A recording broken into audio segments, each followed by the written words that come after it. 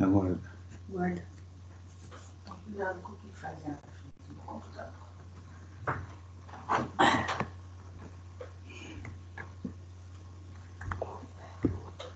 Hoje o filho da Giane faz 20 anos.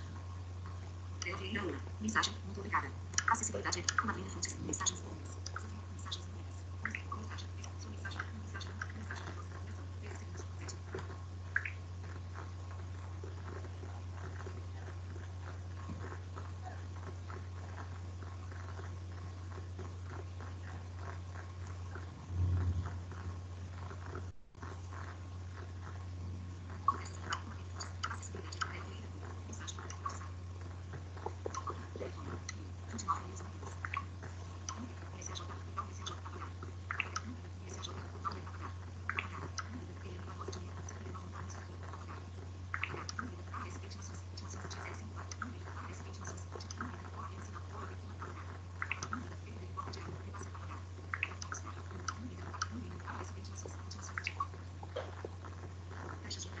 Mensagens não lidas. Voltar.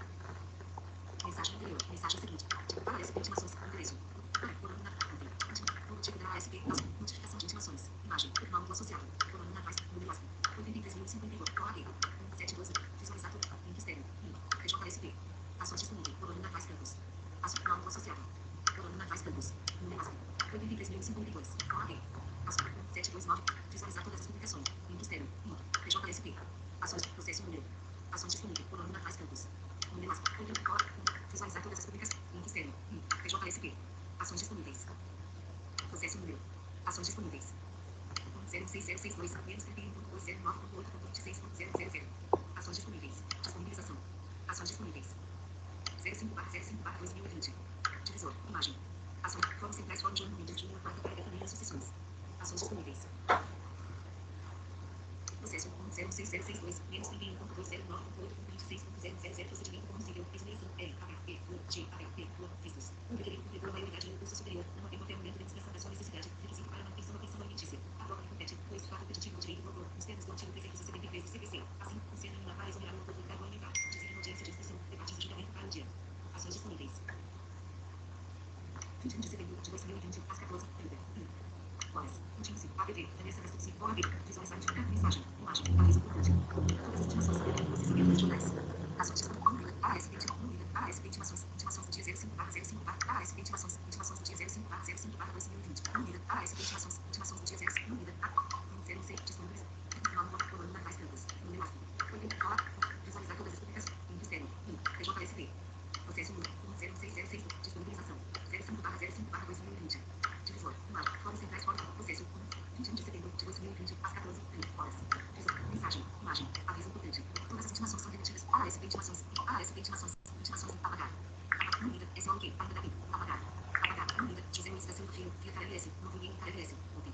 José Luiz da Silva Filho. Assunto. Nota não lançada. Olá. Ações disponíveis. Unida. Unida. José Luiz da Silva Filho. Via KLS. Novo e-mail KLS. Ontem. José Luiz da Silva Filho. Assunto. Nota não lançada. Olá. Unida. Unida. Ações disponíveis. Assunto. Nota não lançada. Olá, prof. Rolando. Tudo bem com você? Espero que sim. Ações disponíveis. Em consulta feita no AVA, um questionário do dia 30/03, esta com o status de ausente, porém eu realizei até 2 tentativas, uma no dia 26/03 e outra no dia 29/03, por favor verificar o ocorrido, pois estou sem nota nesta atividade. Ações disponíveis. Desde já agradeço pela atenção. APP. Aluno, José Luiz da Silva Filho, curso, direito noturno. Apagar, botão. ASP intimações, unida, Agravela, via KLS, novo e-mail KLS, ontem. Agravela assunto, novas formas de estudar lugar. Ações disponíveis, unida, José Roberto Marques Lima Medical aqui, certificação gratuita, profissional de executivo, ontem. Visualizar como página, unida, José Roberto Marques Lima, apagar. Unida, Kevin Clube, quer comigo, apagar. Unida, Uberentes, Coluna atrás, você é 100% de desconto no Uberentes, apagar. Unida, Chapas, comércio local, apagar. Unida, correspondentes em caras, casos voltaram a ocorrer, fique de olho, ontem, apagar. Unida, defesa nacional, direito, processo e tecnologia língua vertical, estadunidense nacional, língua vertical, projeto exaustivo. Não chegou nenhuma carta pra mim educatória, não, né? Não. Sim, chegou. Tá pra chegar.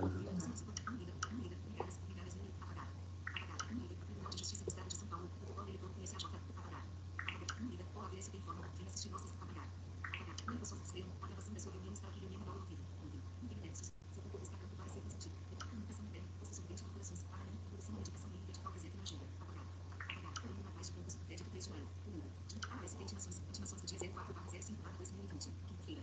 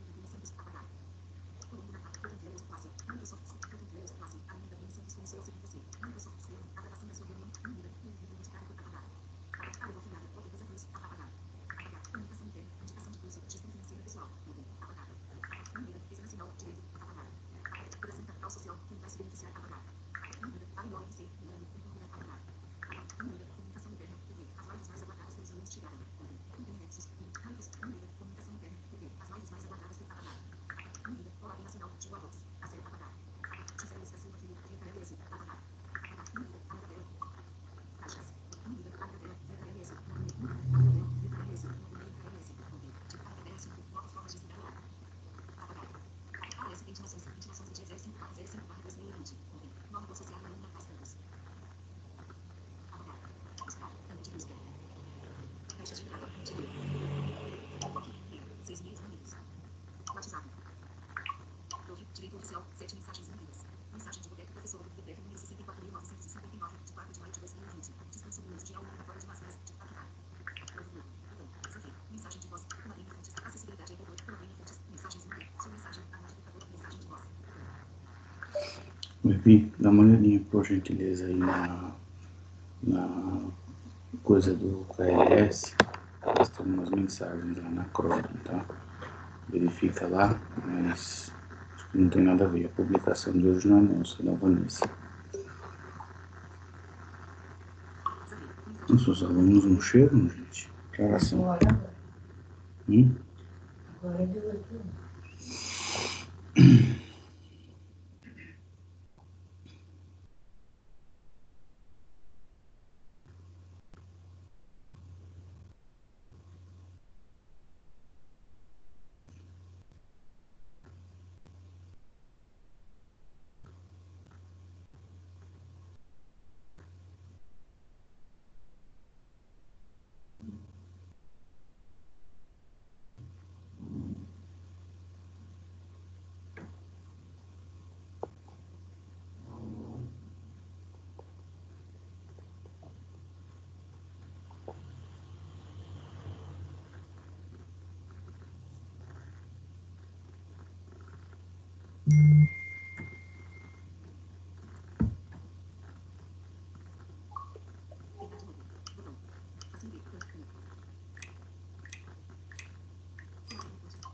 Mensagem de voz. Ligação. Comadrinha fontes. Mensagens unidas. Mensagem. Estou esperando o computador terminar uma atualização. Ele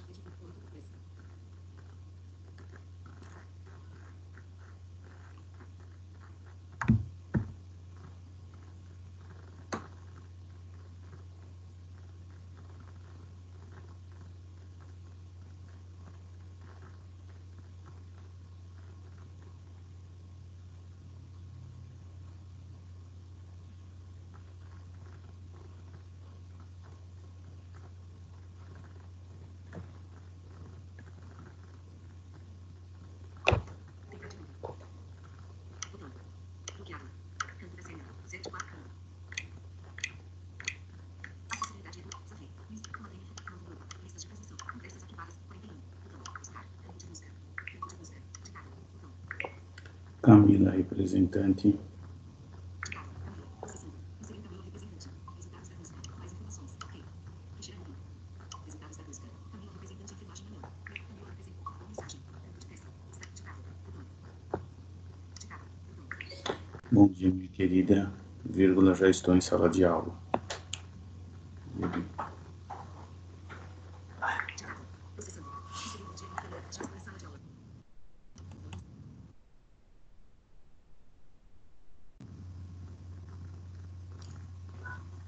Bom dia. Bom dia, Quem é que chegou? Camila. Camila. Eu? Tudo bom? Acabei de mandar Tudo mensagem. jóia. Qual Camila que chegou? A Xavier. É a chave. Nossa, tá com a voz diferente, Camila. Tô com a garganta meio ruim. Acabei de te mandar uma mensagem que eu já estava em sala de aula. Falei, acho que a Camila dormiu. Então. Só tá eu? Agora ficando mais gente aqui. Peraí. O pessoal tá entrando agora. Só um minutinho. Vem com você.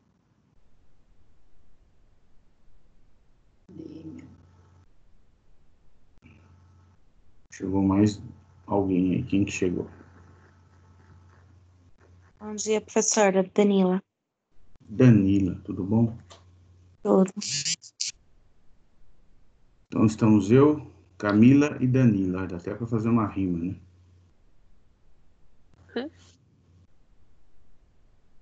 Eu vejo que vocês não estão tão animadas logo cedo, assim como eu, né? Que acordo já cantando Zeca Pagodinho, né? Nossa, eu não funciono muito de manhã, não. Ah, eu funciono, né?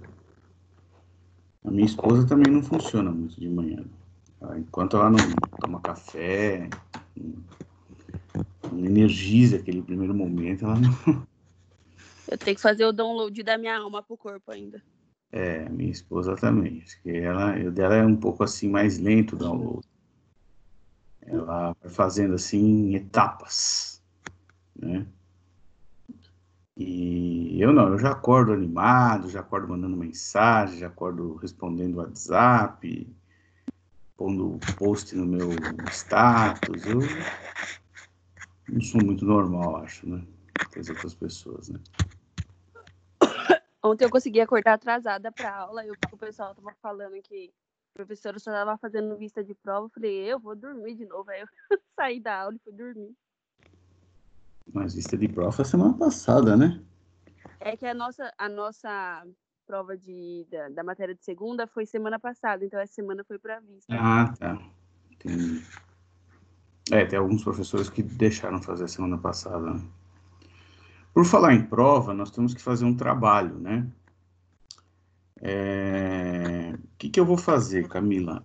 Para deixar uma coisa registrada, porque assim, a universidade cobra, né?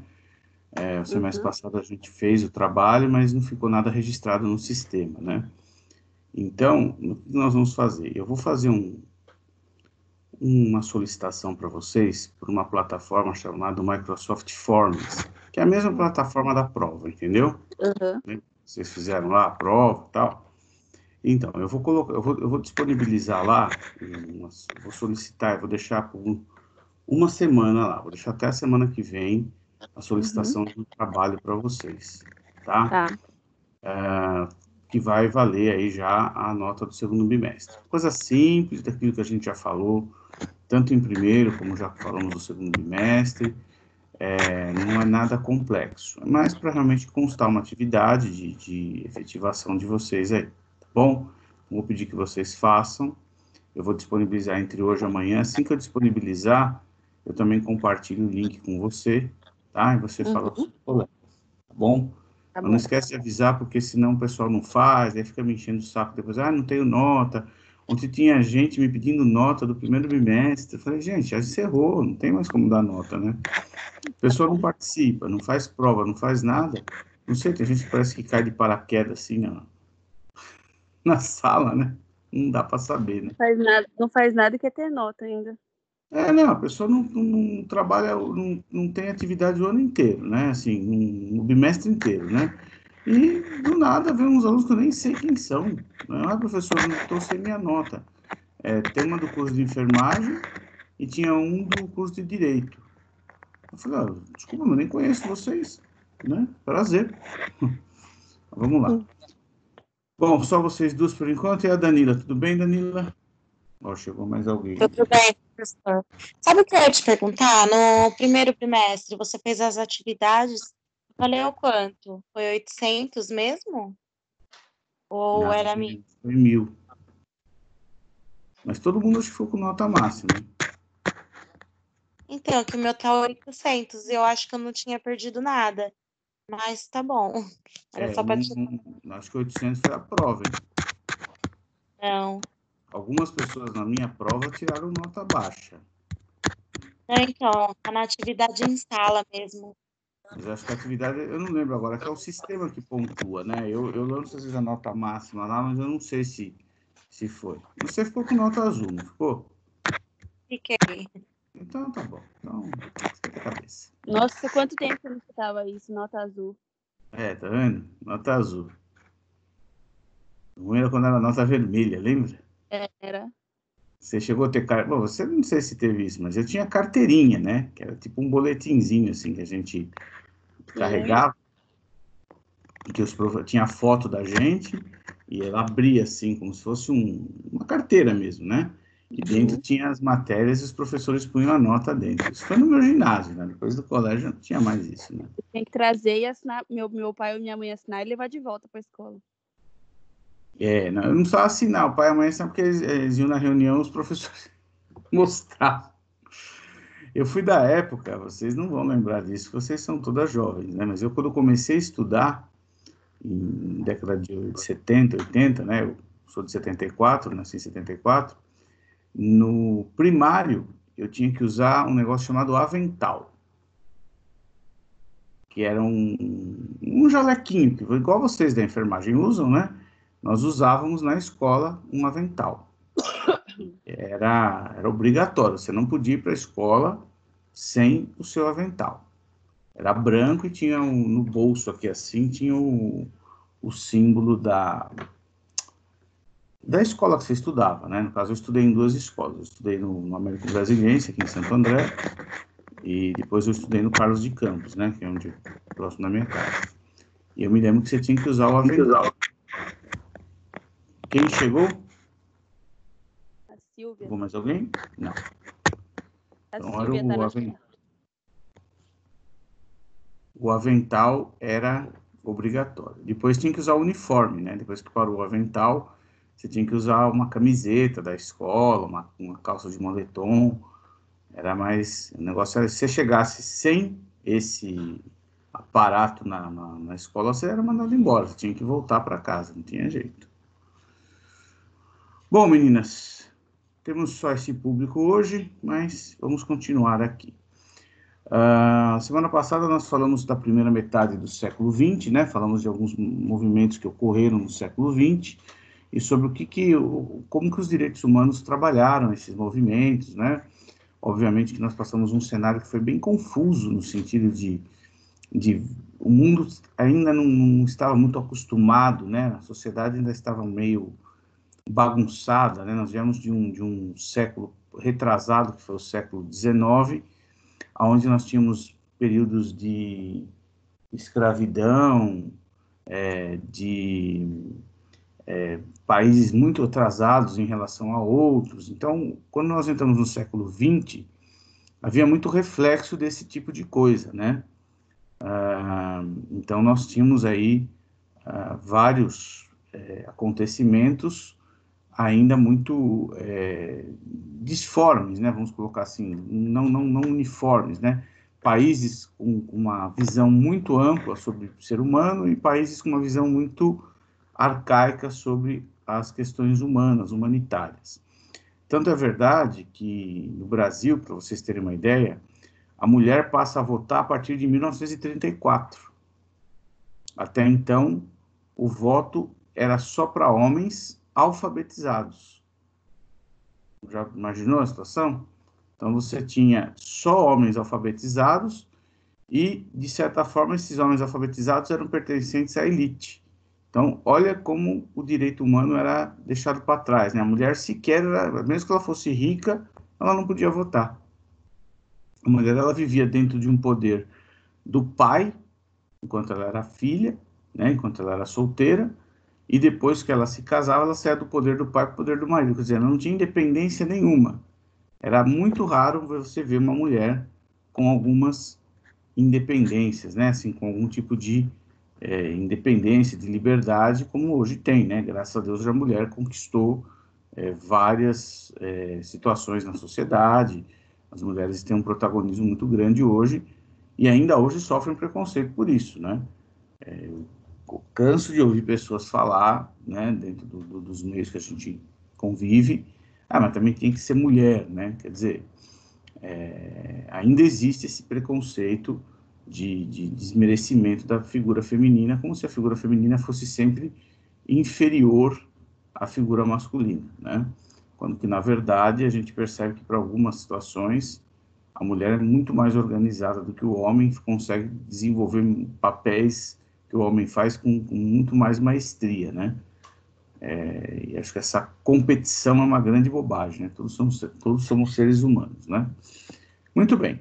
Então, na primeira metade do século XX, nós tivemos lá 2 grandes guerras, a Primeira Guerra Mundial, 1914 a 1918, Segunda Guerra Mundial, 1939 a 1945. Eu poderia dizer que, no crivo mundial, essas foram as principais situações catastróficas que aconteceram, que mataram milhões de pessoas, aonde ficaram totalmente ausentes as figuras, ou a figura ficou totalmente ausente dos direitos humanos.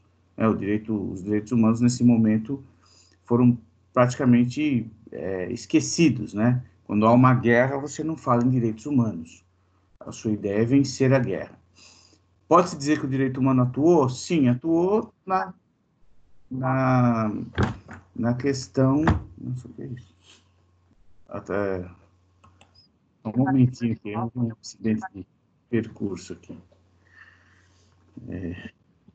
Só um momentinho. Os bastidores, ainda bem que vocês não enxergam os bastidores, viu?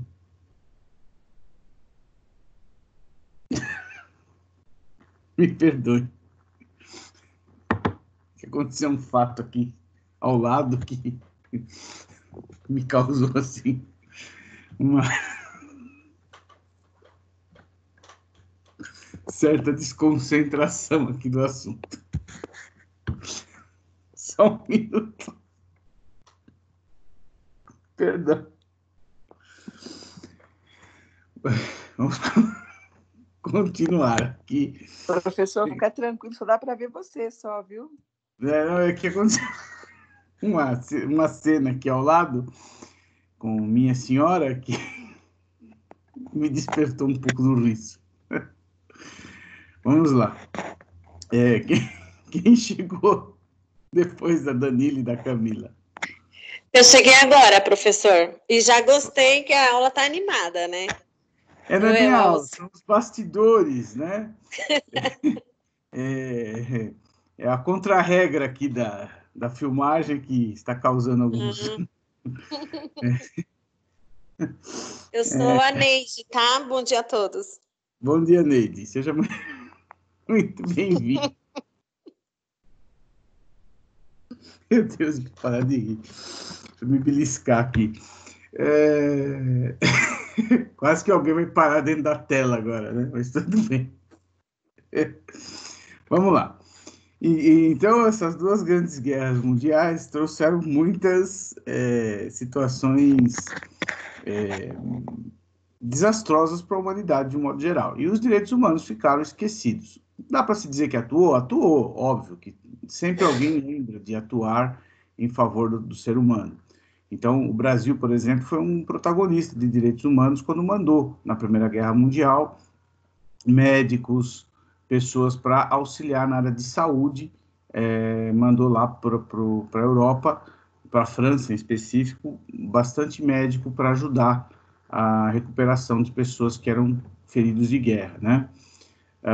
Nesse sentido, também, na Segunda Guerra, também houve essa colaboração, né, de pessoas que foram enviadas aqui do Brasil para essa situação. Então, sempre há uma atuação dos direitos humanos, os direitos humanos não estão ausentes por completo, mas, obviamente, com uma ênfase muito pequena. Então, esse foi o cenário do século, no início do século XX, da primeira metade do século XX.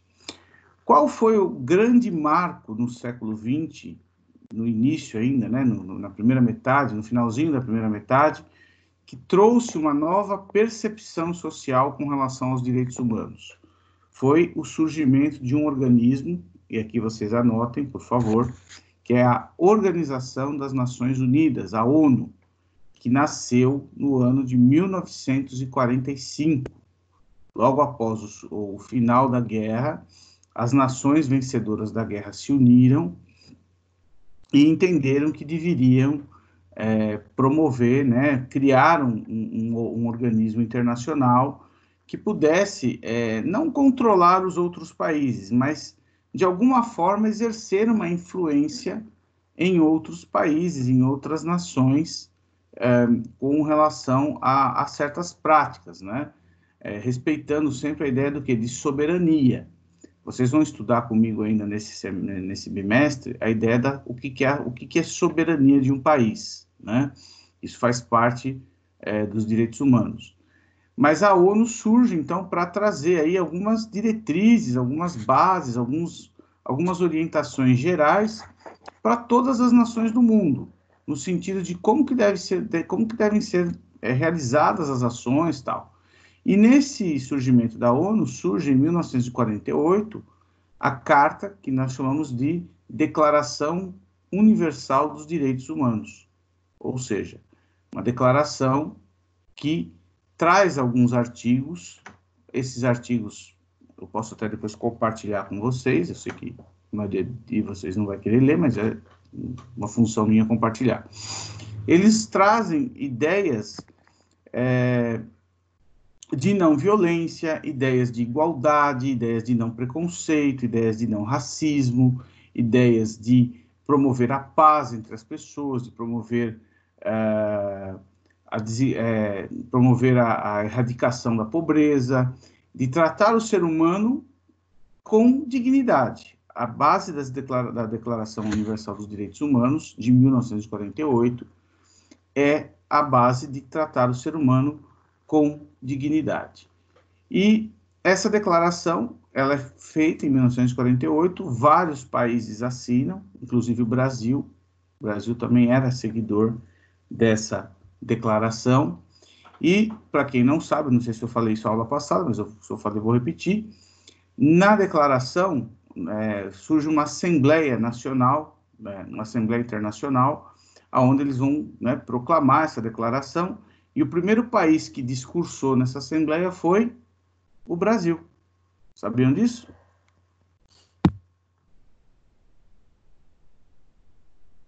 Não sabiam disso. Não. E se eu perguntar quem discursou em nome do Brasil em 1948, também ninguém vai saber. Também não, Pro. Faço nem ideia. Eu também não. Na verdade, quem discursou foi o chanceler Oswaldo Aranha.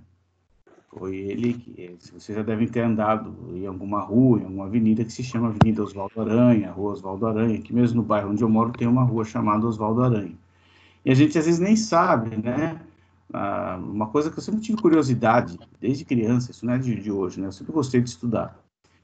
O porquê do nome das ruas, né? Por que tem o nome das ruas? Quem foi aquela pessoa que deu origem ao nome das ruas, né? E aí, quando você, às vezes, vê uma rua lá, determinado nome, né?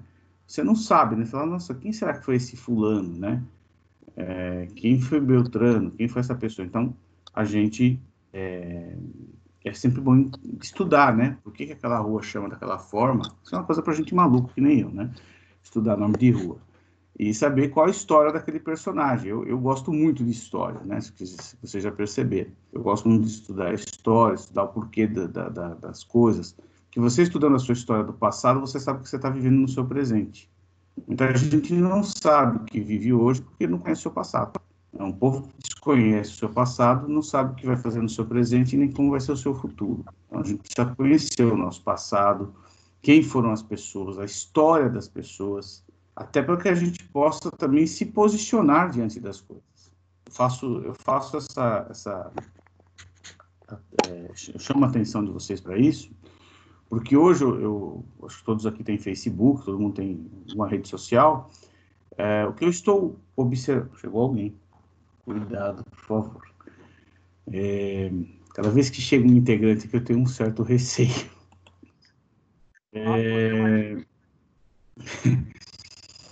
Professor, Oi.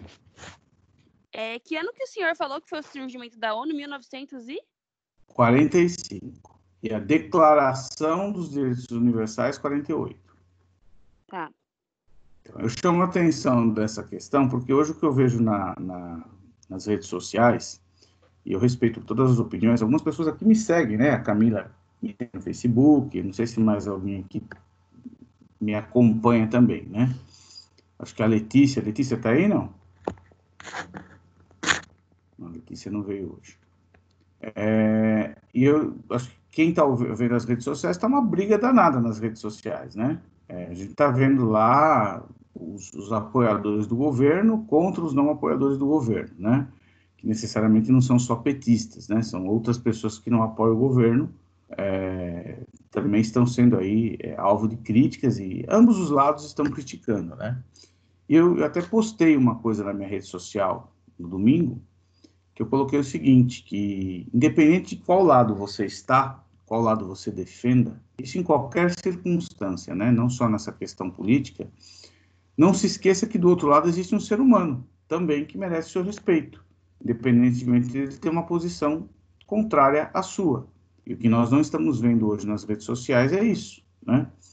E eu vejo pessoas pedindo coisas na rede social, bradando aí por certos acontecimentos, intervenção militar, volta do AI-5.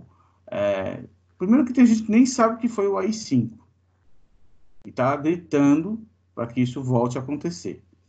Outros não sabem nem o que é uma intervenção militar e quais as consequências de uma intervenção militar. E estão gritando para isso acontecer. E o que eu percebo é que tudo isso é fruto do quê?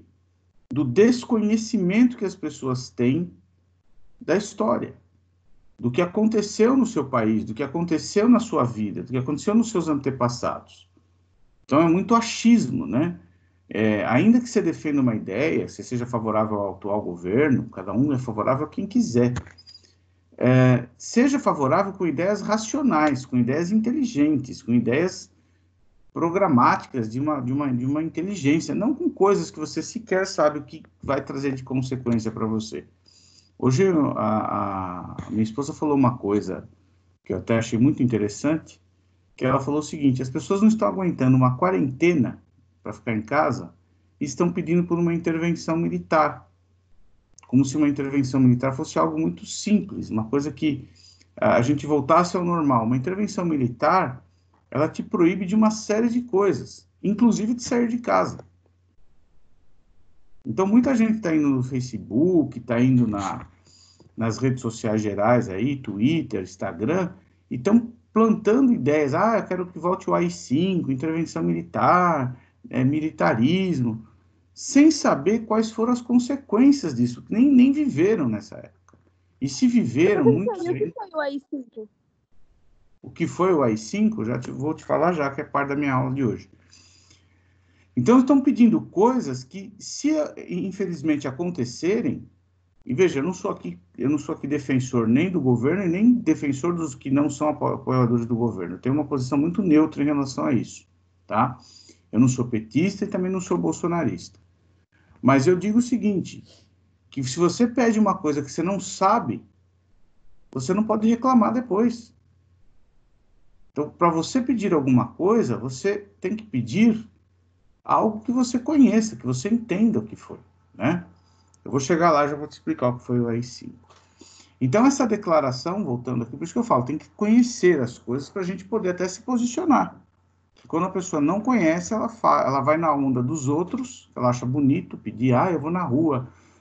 Passou até uma entrevista de uma pessoa que estava numa manifestação esses dias aí, pedindo para vir intervenção militar, e o repórter perguntando, então, o que você acha que é intervenção? Eu não sei, mas eu estou pedindo aí. A pessoa falou, não sei o que é, mas, né, não, acho que vai ser bom para o Brasil.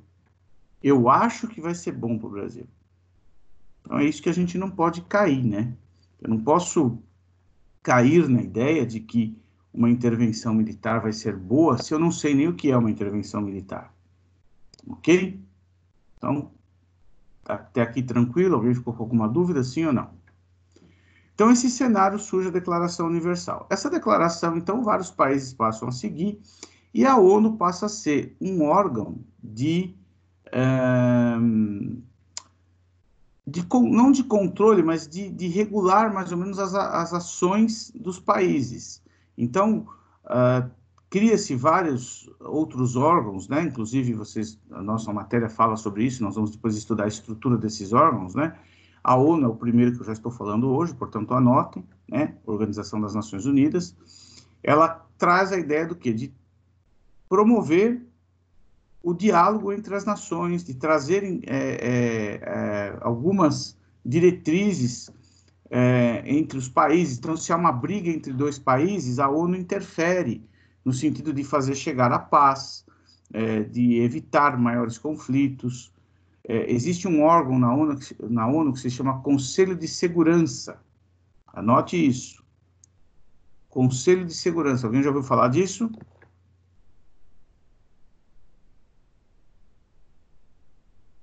Não. Então, Conselho de Segurança da ONU. Para que serve esse Conselho de Segurança? O Conselho de Segurança da ONU ele é formado por 5 países. Estados Unidos, Inglaterra, França, Rússia, Estados Unidos, Inglaterra, França, Rússia, e União Soviética, que é Rússia. Não, Estados Unidos, França, Inglaterra, Rússia e China, perdão.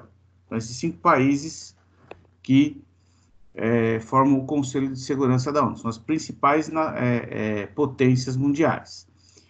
O que esse órgão cria? Esse órgão, ele regula... Professor, o senhor falou da Oi.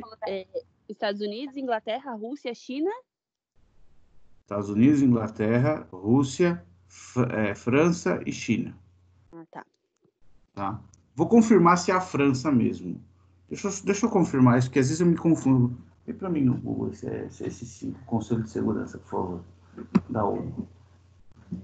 Quando fala Inglaterra, muitos falam Grã-Bretanha também, que é a mesma coisa, tá? Ou Reino Unido, tá? A Inglaterra, não sei se vocês sabem, né? O Reino Unido, que é a Grã-Bretanha, ela é formada por vários países. Estados Unidos, Rússia, Reino Unido, França e China. Eu acertei, é isso mesmo. Estados Unidos, Rússia, Reino Unido, que é a Inglaterra, né? França e a China. Esses são 5 países que formam o Conselho de Segurança da ONU. Tá? Então, a ONU tem vários países que são seguidoras, né? Que aderiram à ONU, mas o Conselho de Segurança, que seria, um órgão de dentro da ONU, ele é formado por 5 países, ok? Então, toda vez que existe uma intervenção, por exemplo, o que está acontecendo aqui na Venezuela? Uma crise social, porque existem 2 pessoas que se intitulam como presidentes, tem o Nicolás Maduro e o Juan Guaidó, que estão se dizendo que são presidentes. Então, está havendo uma crise social. Pode haver uma intervenção militar na Venezuela de um outro país para resolver esse conflito? Até pode, mas para que isso aconteça, o Conselho de Segurança da ONU tem que autorizar. E isso só vai acontecer em casos assim extremos. A ideia é que não haja intervenção militar de um país no outro. Entenderam? Vocês devem lembrarem, alguém aqui, isso já deve ter estudado ou lembrado, que os Estados Unidos, em na década de 90, não me lembro exatamente, ele invadiu o Kuwait para tirar o quê? O Iraque de lá de dentro. Né? Houve uma guerra contra o Iraque. Depois, em 2000, eles tiraram o Saddam Hussein do poder. Não é isso? Por quê? Porque o Conselho de Segurança autorizou os Estados Unidos a fazer isso, porque estava demais, estava matando muitas pessoas, estava massacrando muitas pessoas. Então, como não havia mais diálogo com os iraquianos, os Estados Unidos usaram da força para, entre aspas, colocar paz ali naquele ambiente. Tá claro? Então, o Conselho de Segurança da ONU ele serve para isso. Então, a ONU ela foi criada para trazer algumas regras básicas para cada país. Cada país vai ter o seu direito de agir como quer? Sim, mas não pode ultrapassar alguns limites. Toda vez que o ser humano é colocado numa condição de total desconforto, desumanidade, indignidade, então a ONU vai intervir para que isso cesse, para que isso não mais aconteça.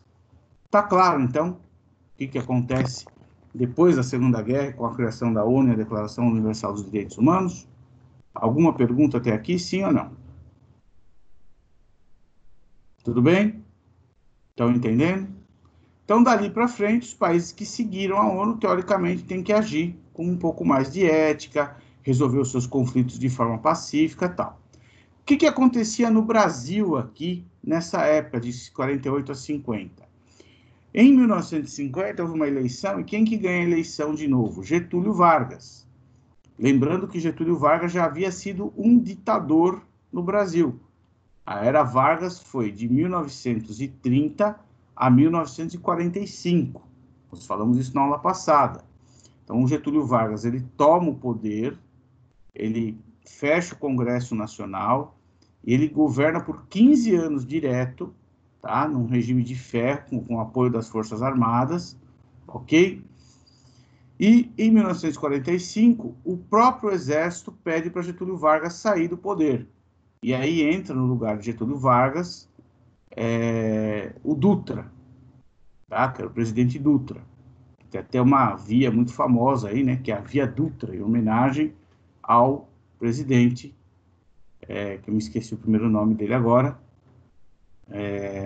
Como que era o nome do Dutra inteiro? Vê para mim, por favor. O presidente Dutra governa de 46 a 50. Em 50 tem uma eleição presidencial e, novamente, Getúlio Vargas, agora por voto popular, ele entra no poder, ok? Getúlio Vargas, ele é uma figura muito de opiniões divididas. As pessoas têm opiniões, os mais antigos, vocês já devem ter ouvido falar, seus avós, os seus pais, tal, que Getúlio Vargas foi um ótimo governante para o Brasil. Inclusive, ele tem um dos seus apelidos, né, que é pai dos pobres. Já ouviram falar isso, não?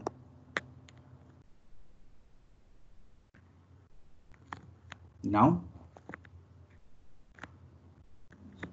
Ninguém tem avô aqui que nunca falou de Getúlio Vargas, foi um bom governo? Nunca ouvi nada sobre. Nunca ouviram nada de Getúlio Vargas? Só na escola. O presidente que governou de 46 a 50 foi Eurico Gaspar Dutra. Sempre esqueço o nome dele, Eurico Gaspar Dutra. Então, Eurico Gaspar Dutra governa, depois o Vargas é eleito presidente de novo. E o Getúlio Vargas, ele é uma figura controversa, ou seja, contraditória, porque, ao mesmo tempo que ele tem um apreço da população, de pessoas pobres, de pessoas trabalhadoras, ele cria as leis trabalhistas. Em 1943, ele cria a CLT, que até hoje está em vigor, né, que é a consolidação das leis do trabalho.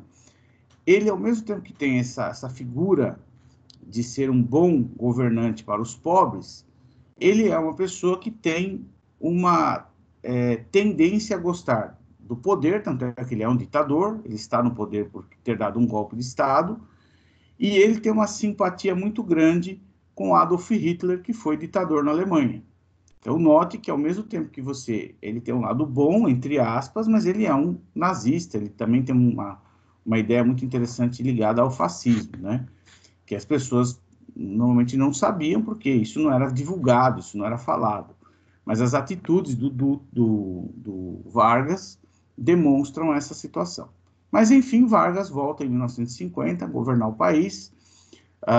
O Brasil, nesse período, estava até indo razoavelmente bem. A economia deixa de ser uma economia baseada só no café e passa a ser uma economia baseada também na indústria, por apoio dos próprios Estados Unidos, que o Brasil ajudou na guerra. E, em 54, o Vargas, teoricamente, a história fala que ele se suicidou, né?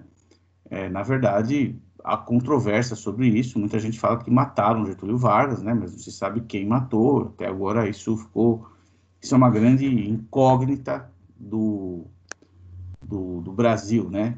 A história oficial continua afirmando que Getúlio Vargas ele se matou, mas, na verdade, há fontes que dizem que ele se suicidou, que mataram ele. O senhor disse que Vargas volta ao poder por voto popular, é isso? Sim, em 1950. Governa até 54, né? Quando ele se mata, né? Teoricamente se mata, e depois o próximo presidente eleito pelo povo é Juscelino Kubitschek, que foi o que construiu Brasília. Tá? Então, nesse período, Juscelino Kubitschek ele traz um progresso muito grande para o Brasil, porque a construção de Brasília gerou muitos empregos, gerou a produção, gerou várias coisas positivas, né? Então, Juscelino é tido como um presidente muito bom, um presidente progressista, um presidente que tinha bastante força junto ao povo também. O povo gostava do Juscelino, né? Tanto é que ele é chamado de presidente sorriso, né? Porque ele era bonitão, então a mulherada achava o Juscelino um bom partido, aquela coisa, né? Se ele partido era bom, imagina inteiro, né? Então, interessante. Então, Juscelino Kubitschek governa até 61, quando assume Jânio Quadros, né? Jânio Quadros foi eleito presidente, e Jânio Quadros, não se sabe por qual razão, ele... chegou mais alguém. Ele renuncia depois de um período de governo, e aí assume o vice de Jânio Quadros, que era João Goulart, que é o Jango. Todo mundo já ouviu falar desse presidente, Jango, João Goulart. E o João Goulart, ele tem um certo apreço, uma certa simpatia pelos comunistas. E o comunismo no Brasil, o comunismo no mundo, era muito criticado, porque depois da Segunda Guerra Mundial, houve uma divisão no mundo entre países do bloco comunista e países do bloco capitalista. Então, os Estados Unidos na época, a União Soviética, que é a Rússia, né, eles foram os ganhadores da Segunda Guerra, foram um dos ganhadores da Segunda Guerra, então eles dividiram o mundo mais ou menos, uma divisão meio que amistosa ali. Falou, ó, daqui para cá nós vamos ter influência capitalista, e daí para cá vocês vão ter influência comunista, né? Então, na América, por exemplo, a ideia é que todos os países fossem capitalistas. Tanto é verdade que essa ideia de que os Estados Unidos queriam influenciar o Brasil, inclusive até mesmo antes da guerra, até durante a guerra, né, para o Brasil vir para o lado capitalista, que os Estados Unidos eles começam a promover até ações artísticas e culturais para fazer com que os países ficassem do lado deles. Então, os Estados Unidos querem ganhar, querem que os outros países tenham simpatia por eles, né? Eles querem se mostrar que eles são bons, que eles são bacanas, que eles gostam de todo mundo. Até um ditado que surge na época, América para americanos, né? Então, eles não querem interferência de outros países de natureza comunista aqui. Eu não sei se vocês conhecem, todo mundo que conhece Walt Disney, né? Os estudos do Walt Disney, que foi um grande criador de arte, né, dos Estados Unidos, né, de desenhos, de filmes, né, enfim. E o Walt Disney, ele cria alguns personagens para agradar os países da América. Então, aqui no Brasil foi criado um personagem que vocês devem conhecer, todo mundo já ouviu falar do Zé Carioca. Alguém já leu o gibi do Zé Carioca, não?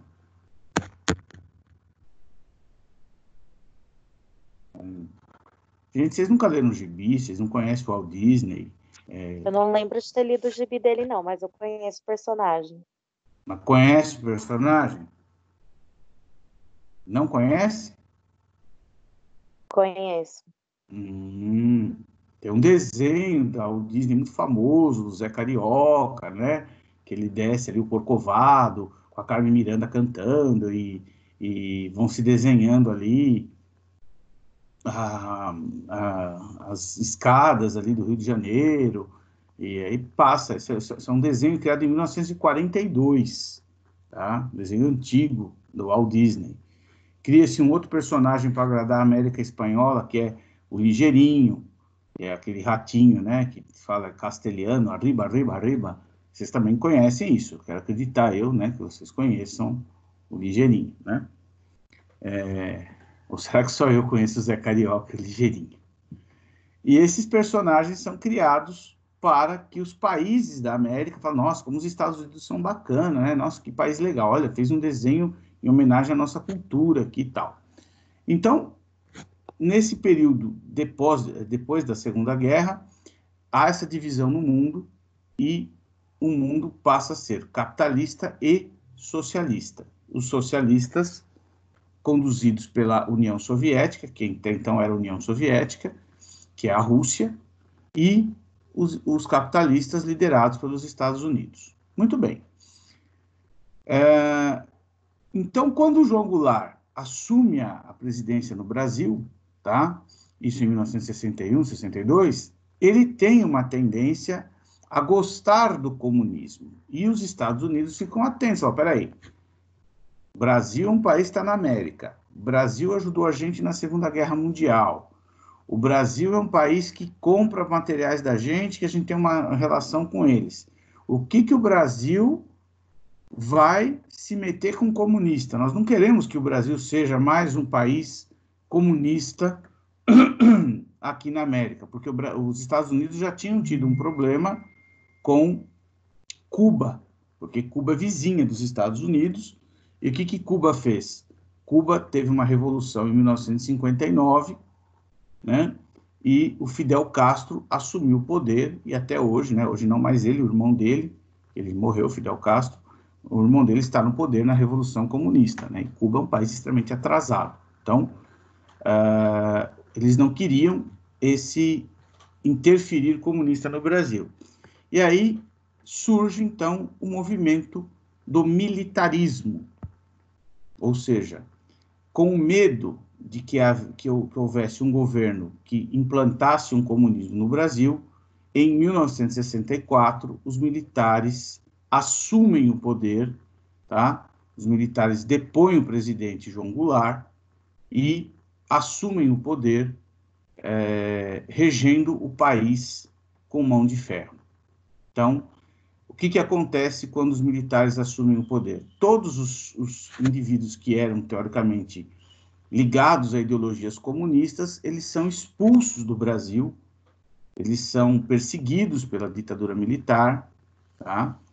E eles são mal vistos, porque a ideia é não ser comunista. Então, tira-se o poder do civil, né? Embora o governo da ditadura militar tinha alguns civis também que apoiavam, então foi um golpe que eles falam, mas um golpe não só dos militares, um golpe também dos civis, né? Das pessoas particulares, porque muita gente apoiava isso.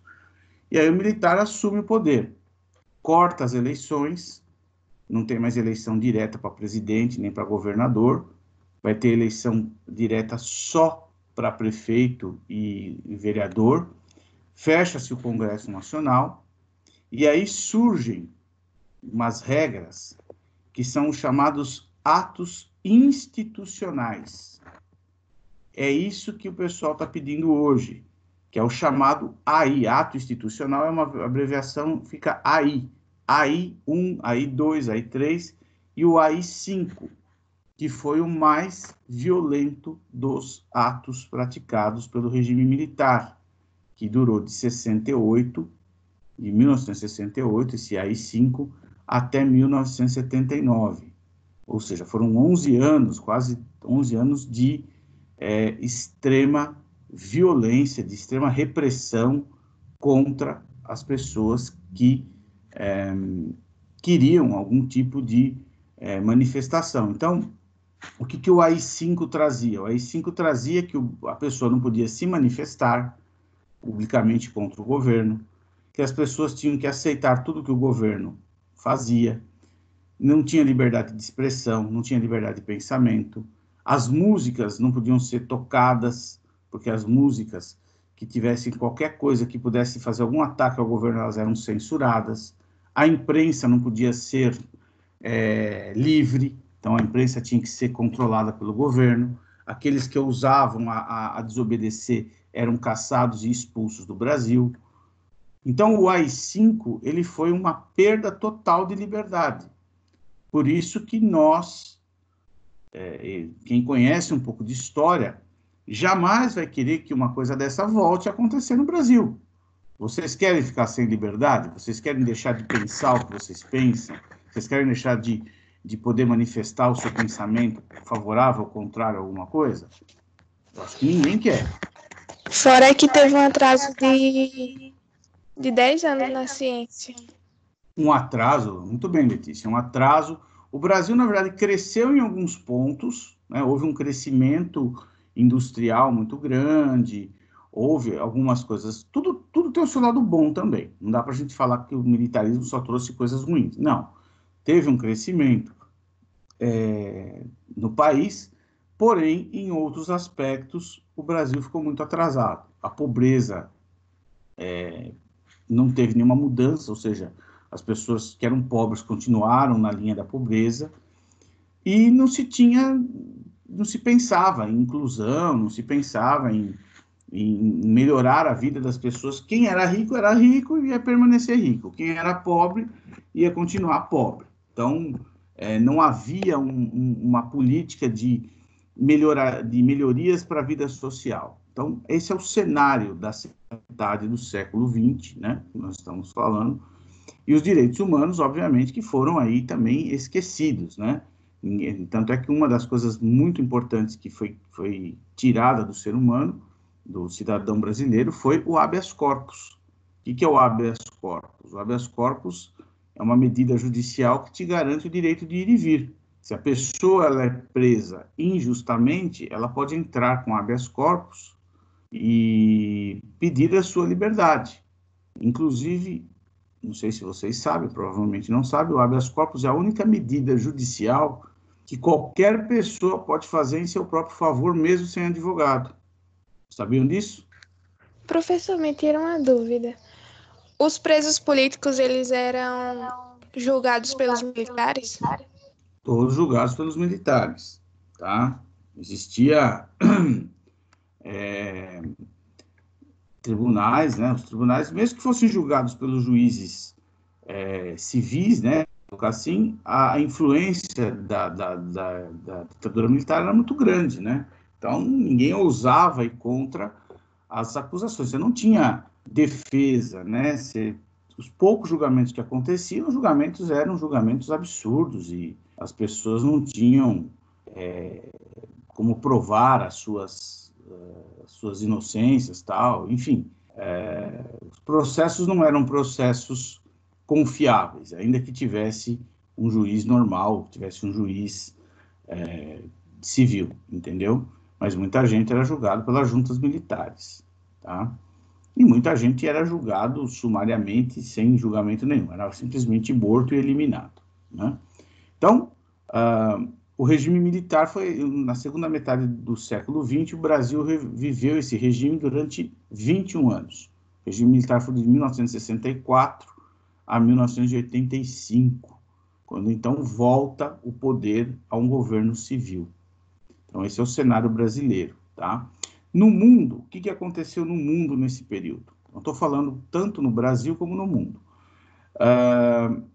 Existe uma coisa chamada Guerra Fria, que é uma guerra que não é de combate, mas é uma guerra de ideias, aonde os Estados Unidos, como eu falei para vocês, né, quando terminou a Segunda Guerra, o mundo ficou dividido em dois blocos. O bloco capitalista, liderado pelos Estados Unidos, e o bloco socialista, liderado pela, então, União Soviética, que não existe mais União Soviética, hoje é Rússia, né?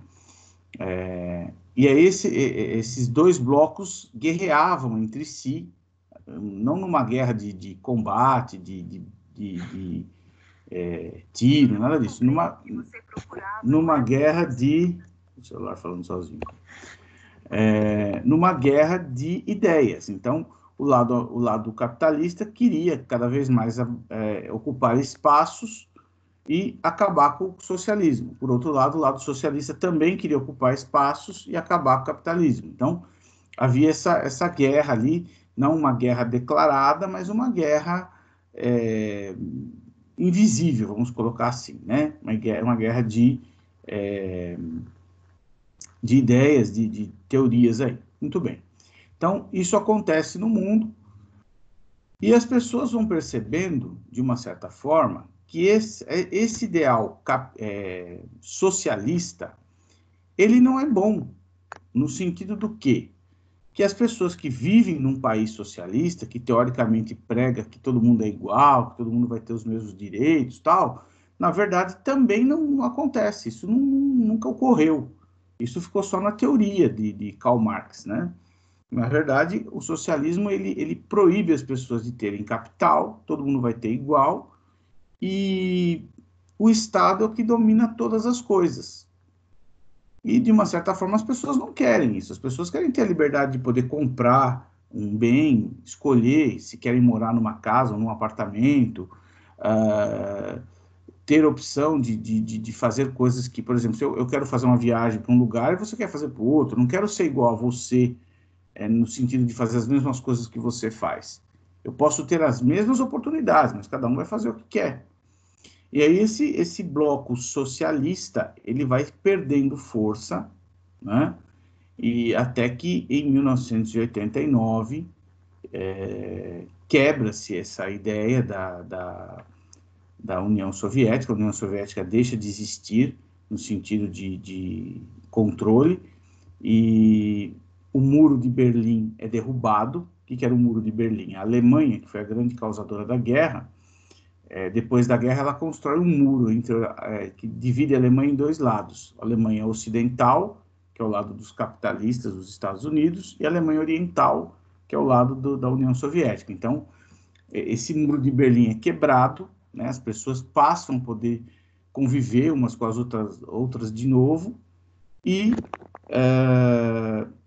o socialismo vai perdendo força, e obrigatoriamente a própria Rússia acaba tendo que entrar no mercado para poder sobreviver também. Então, mais ou menos é isso que acontece na segunda metade do século XX. Então, os direitos humanos começam a ter um pouco mais de ênfase em alguns países, começam a surgir órgãos de proteção ao trabalhador. Já existia a OIT, né, desde 1919, que é a Organização Internacional do Trabalho. Surge na década de 50 e de 60 a OMS, que é a Organização Mundial da Saúde. Todos esses órgãos hoje ligados a qual órgão maior? A ONU, que é uma organização internacional, né, que vai trazendo essas diretrizes para todo mundo. Então, por isso que a nossa matéria é Direitos Humanos e Organismos Internacionais. Os direitos humanos, eles vão sendo pregados, eles vão sendo proporcionados por esses organismos internacionais, ONU, OIT, OMS, né? E outros órgãos que nós vamos falar ainda no decorrer das nossas aulas. Então, hoje, na verdade, eu estou trazendo para vocês mais um panorama do que aconteceu, né? Uma continuidade do que nós falamos na semana passada, do que aconteceu dentro do século XX, e aonde os direitos humanos se situaram, desde o começo até o final do século XX. Perguntas?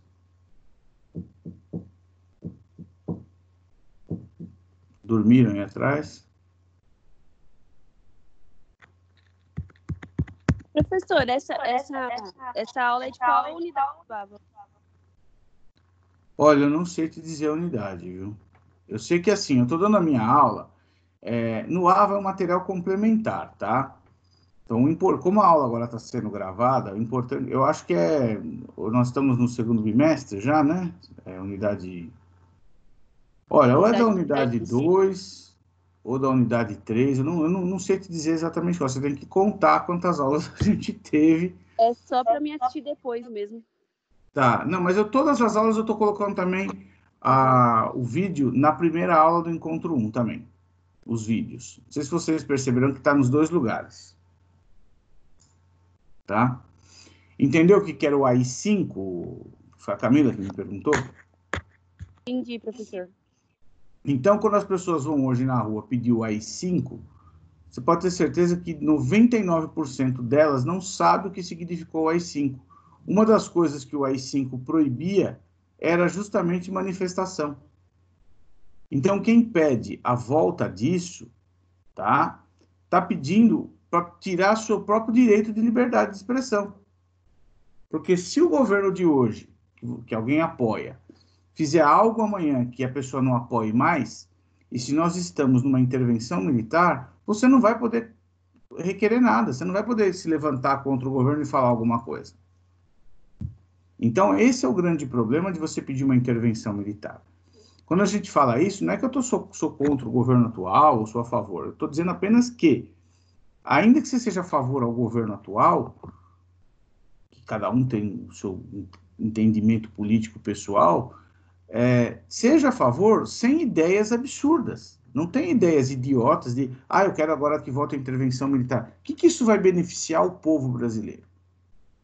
Isso vai trazer o quê? Progresso para o povo brasileiro? Não vai.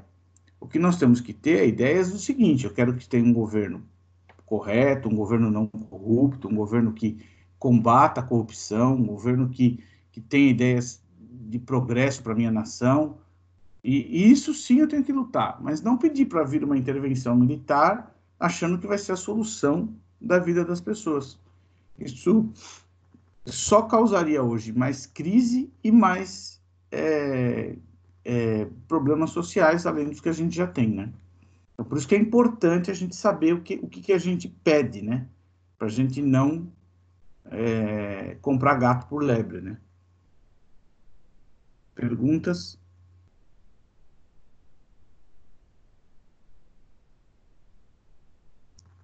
Ninguém?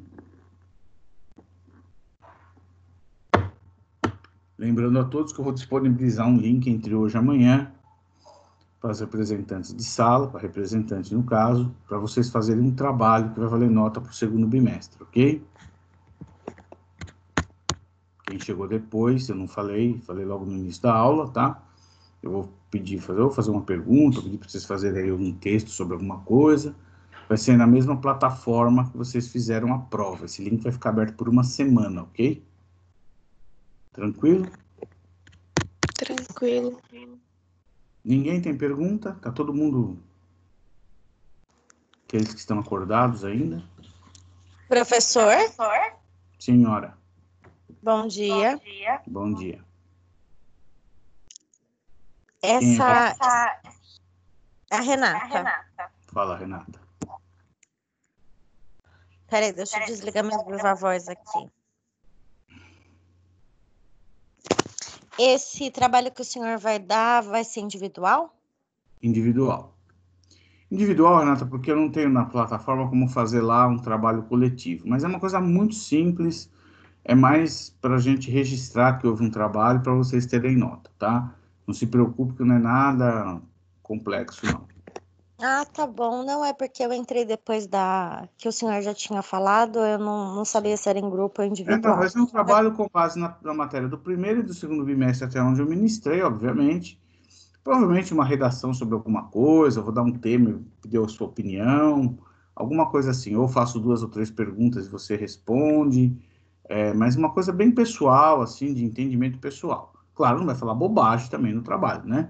Perguntar o que é Guerra Fria, você vai lá e colocar que é uma guerra entre a geladeira e o freezer, né? Pelo amor de Deus, né? Por favor, vamos ter coerência nas respostas, né? Tem alguma coisa a ver com aquilo que a gente está falando aqui. Eu estou me esgoelando aqui na frente da tela, né? Eu não sei se a maioria está prestando atenção, só deixou ligado para dizer que está na aula, né? Mas, enfim, eu sei que alguns prestam atenção, mas outros eu sei que deve estar no terceiro sono aí. Muito bem. Tá bom, obrigada. Nada. Então, esse é o Estamos cenário, quietinhos, mas senhores. estamos ouvindo, professor. Estão me ouvindo? Sim. Eu sou um excelente momento, assim, para quem quer tirar aquele cochilo, né? Você põe a aula assim, você fala, vou pôr aula de direitos humanos, aí eu vou dormir mais em paz, assim, lembrando os acontecimentos do século XX, né? Então, o século XX, gente, de modo geral, ele é um século de muitas transformações sociais. Nossa, eu estou me ouvindo. Quem é que está me replicando aí? Parou. O século XX é de muitas transformações sociais. O século XX, ele traz uma série de contradições entre o bem e o mal, assim, vamos colocar. Uma hora o ser humano está evoluindo, daqui a pouco vem uma guerra, daqui a pouco ele volta, melhora, daqui a pouco vem outra guerra, aí acaba aquela guerra, acho que vai ficar tudo bem, aí surge uma divisão de mundo entre tendências políticas socialistas e capitalistas, e aí um vai... Então, assim, o ser humano vive em constante conflito. Ora, esses conflitos são de forma um pouco mais efusivas, aí, com guerras muito violentas. Ora, esses conflitos são mais internos, mas são conflitos que não deixam de existir. Então, é importante a gente conhecer isso. Falar, isso é bobagem, eu não vou usar isso para nada. Vai usar sim. Você vai usar para você saber quem é você quem é você hoje na sociedade. O que a sociedade de hoje te proporciona, por que você está nesse nível social? O que aconteceu antes para você chegar a esse nível social? Né? O que eu não quero que volte? Por exemplo, eu não quero que tenha uma terceira guerra mundial, já pensou? né, uma terceira guerra, onde os países comecem a brigar entre si e lançarem armas químicas, armas violentas um contra o outro, isso não vai trazer benefício nenhum. Então, quanto mais a gente sabe do nosso passado e das coisas ruins que já aconteceram, melhor a gente programa o nosso futuro. Por isso que eu acho que a minha aula, ela não é uma aula para, lógico, tem um caráter de avaliação, mas ela não é só uma aula para avaliar vocês, o conhecimento, se vocês aprenderam ou não. É uma aula para fazer vocês pensarem em alguma coisa. Né? Quem sou eu, Camila, hoje na minha sociedade? Por que eu vivo desta forma? Né? Por que existem certos valores hoje que a gente acredita que são bons? Quem sou eu, Letícia? Quem sou eu, Fabiano? Quem sou eu, Renata? Enfim, qual é o papel de cada um de vocês hoje? Como que vocês encaram o mundo hoje? Por que vocês acham que está essa crise toda que nós estamos vivenciando? Então, tudo isso faz parte de você refletir e, claro, com o nosso foco principal, que são os direitos humanos.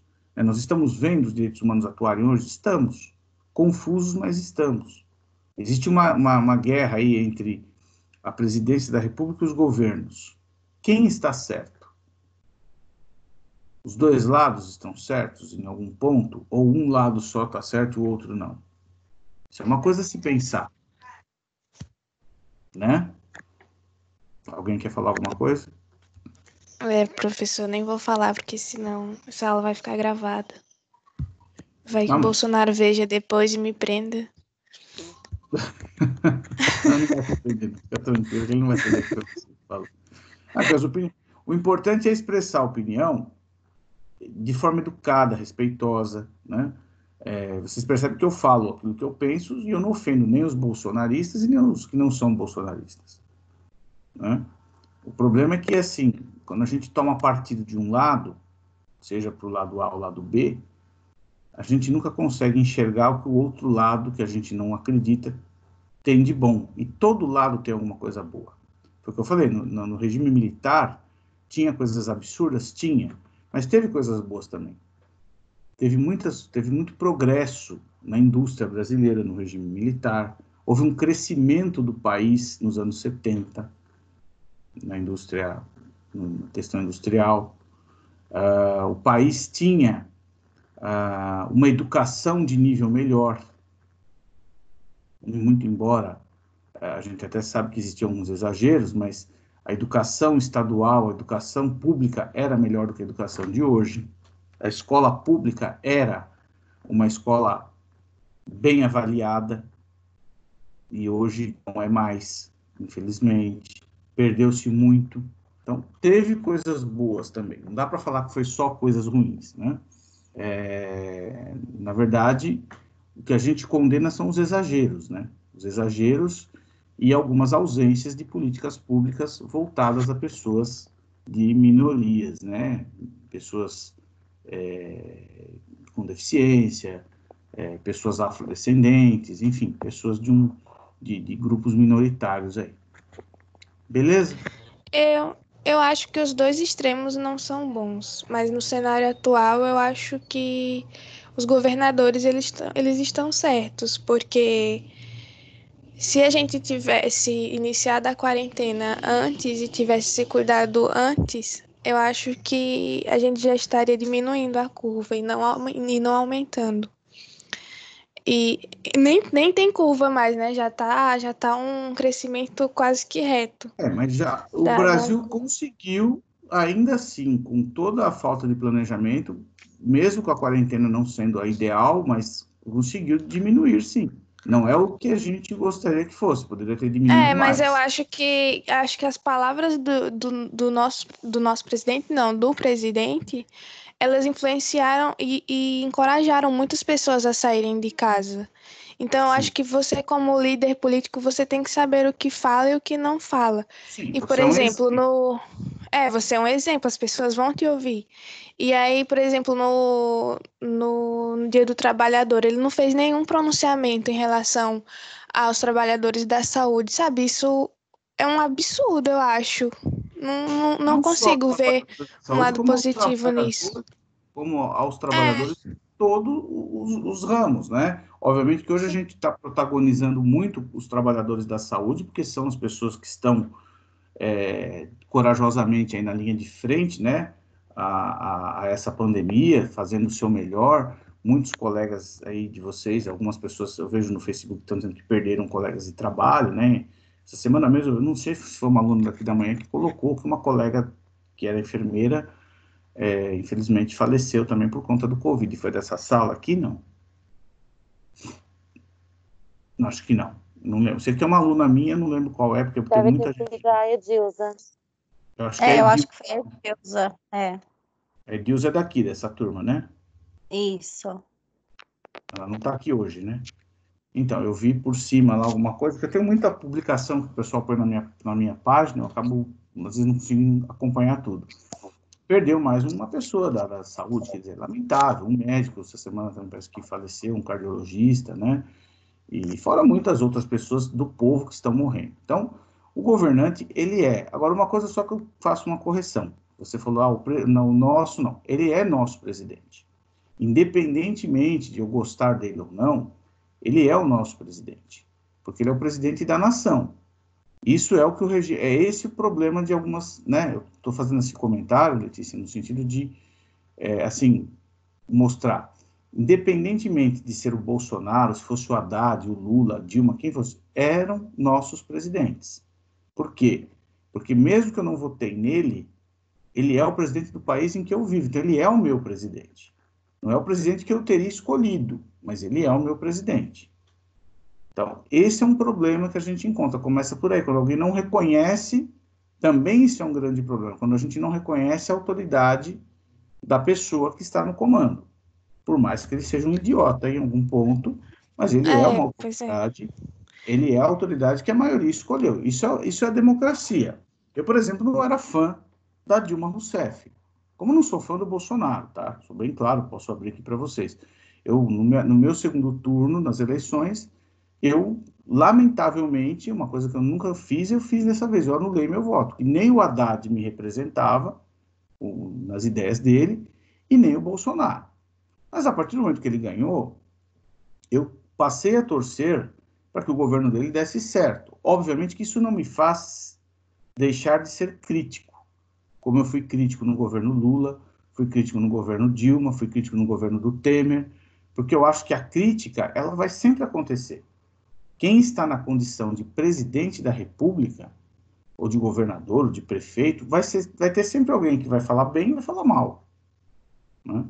Mas eu sempre costumo dizer assim, eu acho que a gente tem que respeitar as autoridades. A diferença do nosso país para alguns outros países é justamente essa, né? Por exemplo, os Estados Unidos. Eu não gosto do Donald Trump, mas o Donald Trump ele foi eleito, né? O americano ele passa a respeitar aquela autoridade. Ele tem esse senso, isso é ser patriota. Ainda que ele não seja um indivíduo que eu votei, que não seja a política que eu gostaria que fosse aplicada para mim, eu vou observá-lo, mas naquilo que for bom eu vou aplaudir. Tá difícil a gente aplaudir aqui alguma coisa, né? Por exemplo, o Dória. Todo mundo, o Dória está se promovendo no Estado, né, fazendo as políticas, todo dia ele fala tal, mas o que o Dória está fazendo por trás? Por exemplo, ele está aumentando uma coisa absurda, uma política inaceitável. Ele parece bonzinho e tal, sabe o que ele fez? Ele pôs um projeto de lei para aumentar o imposto causa-mortes. O que é o imposto causa-mortes? Quando uma pessoa vem a falecer, que você vai fazer inventário, quando você recebe uma herança, você tem que pagar um imposto para o Estado. Então, por exemplo, morreu um pai, uma mãe, eu faço um inventário, eu vou receber aquela herança, eu tenho que recolher, hoje é 4% do valor do patrimônio que eu vou receber. Então, se eu vou receber uma herança de 100 mil reais, eu vou recolher 4 mil reais para o Estado. Certo? Sabe o que o senhor João Dória está fazendo? Está colocando um projeto na Assembleia Legislativa para aumentar para 8%. Ou seja, ele está dobrando o valor do imposto causa-mortes, num momento em que estão morrendo muitas pessoas. É justo isso? É correto isso? Eu acho que o Dória ele é oportunista político, porque na época que foi para ele se eleger governador de São Paulo, Ele falava bem do ele Bolsonaro. ele falava bem do Bolsonaro, porque naquela época o Bolsonaro estava com uma boa imagem para a Sim. maioria das pessoas. Então, E aí ele agora, conseguiu ganhar como não, governador Dória, de São ele é Paulo. E agora, marqueteiro. ele Ele é é extremamente marqueteiro. marqueteiro. Então, assim, então veja que a gente, por isso que eu falo, você pode até apoiar, eu apoio a política que ele adotou, tal, em alguns pontos, mas o que não é bom eu vou falar, né? Eu acho que ele está tentando fazer o melhor pela cidade e pelo estado de São Paulo, sim, mas existem pontos que não são positivos. Então a gente tem que ter essa visão, independente de você ser partidário ou não daquela pessoa, né? Eu acho que isso nos dá a credibilidade. Eu converso com algumas pessoas que apoiaram o Bolsonaro e continuam apoiando, mas que reconhecem que ele fala muita bobagem, né? Isso é uma verdade. Como algumas pessoas que apoiaram o PT na época que o PT governou e que sabem que o PT realmente não sozinho, mas também desviou dinheiro. Dizer que não roubou um centavo é verdade? Desculpa. Então, o dinheiro que voltou para os cofres públicos é ilusório. Então, a gente tem que ter esse olhar crítico, tá? Independente se você é petista, bolsonarista, dorista, taxista, sei lá, né? Comunista, não sei. Tranquilo? Tá bom por hoje? Tranquilo. Ninguém quer mais me ouvir, né? Chega, né? Do jeito ali, as outras já estão até fazendo almoço já. Então Estamos hoje, ouvindo, professor.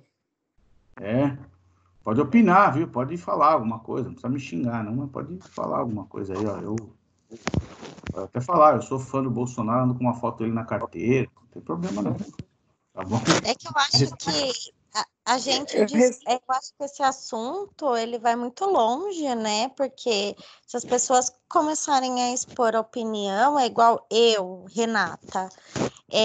Eu votei, infelizmente, no Bolsonaro no segundo turno por falta de opção. É o que eu falo.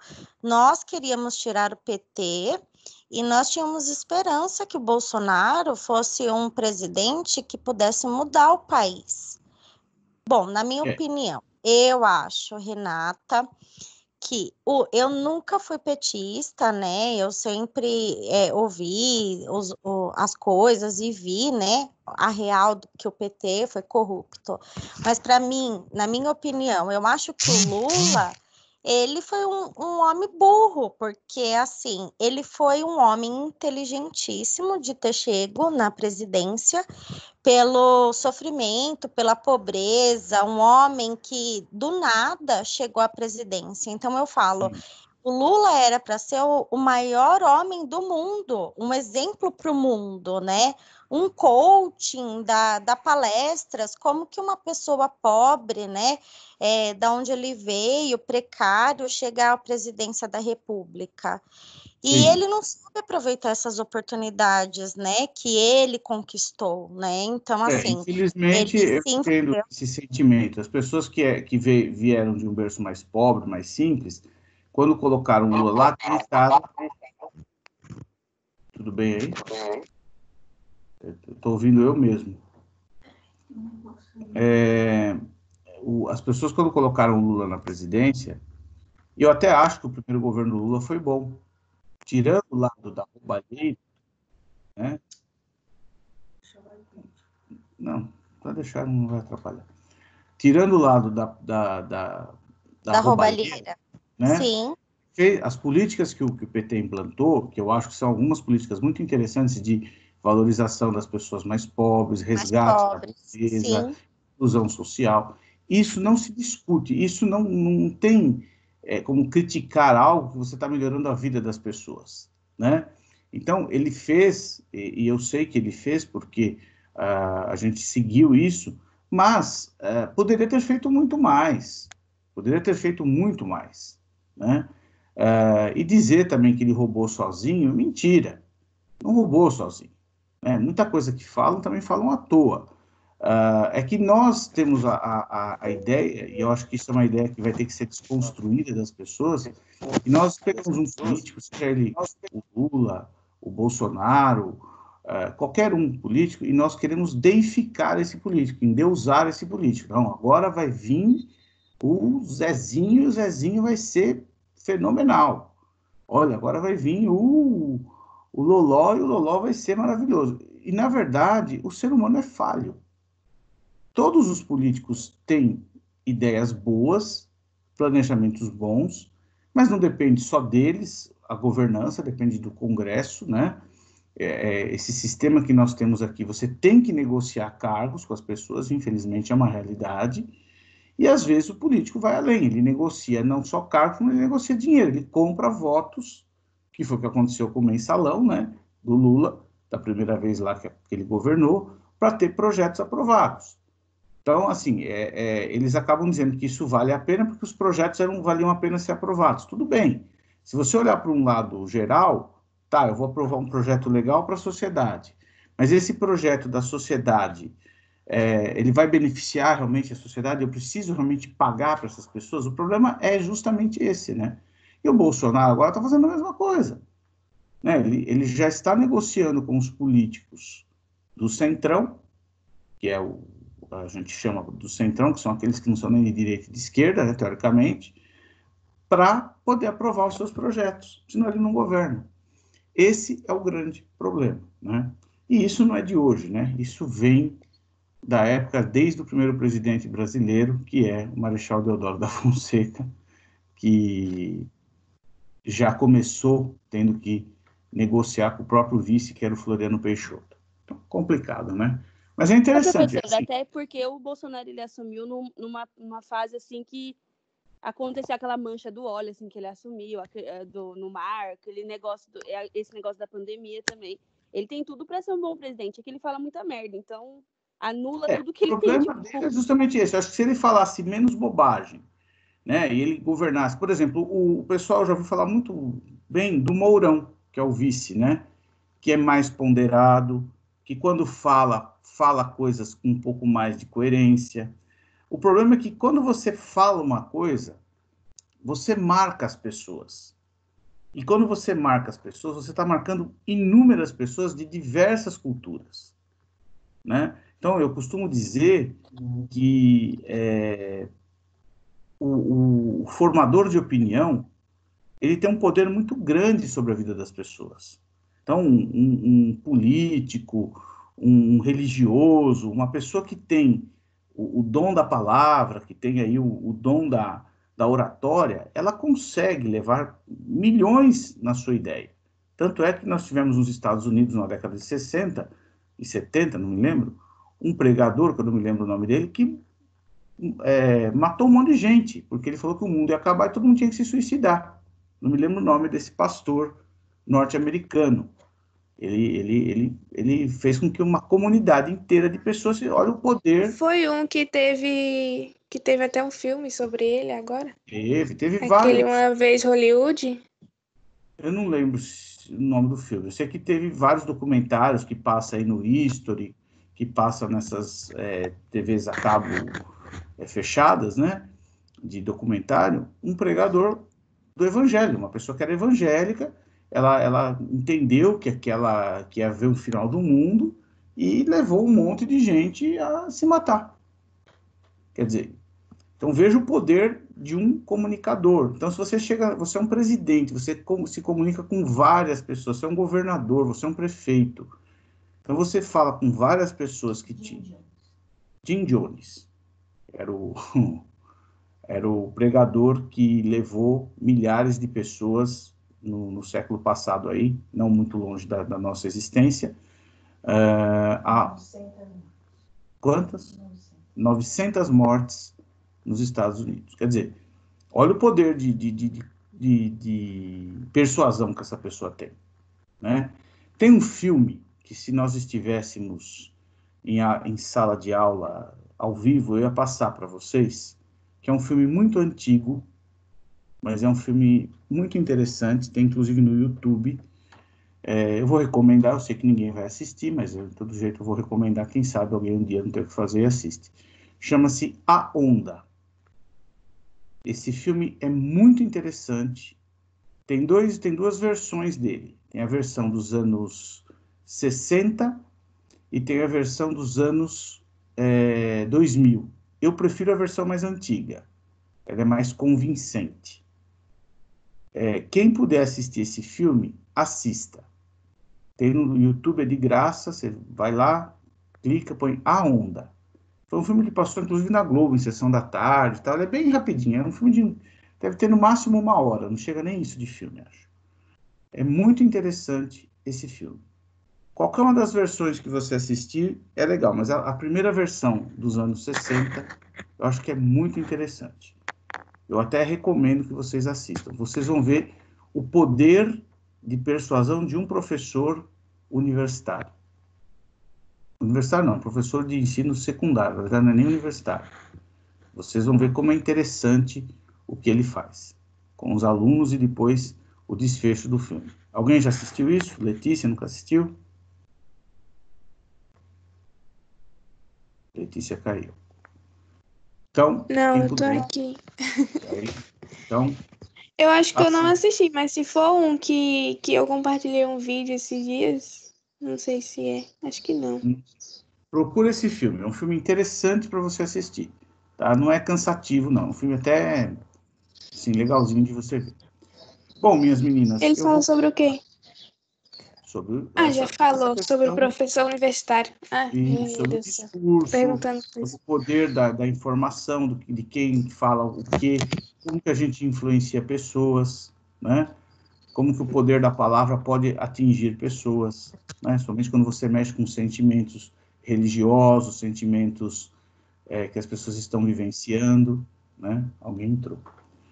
Então, para a gente encerrar aqui a nossa história de hoje, deixa eu só ver quem é que... Então, não consigo Não, acessar. não tem. Eu não sei. Espera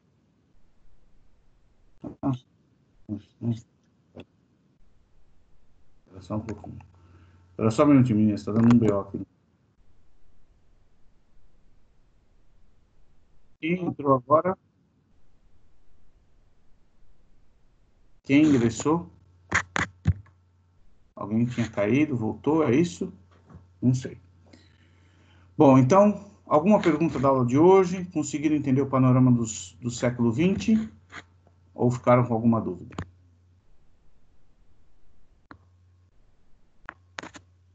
Amém? Por mim, tudo ok. Camila? Renata?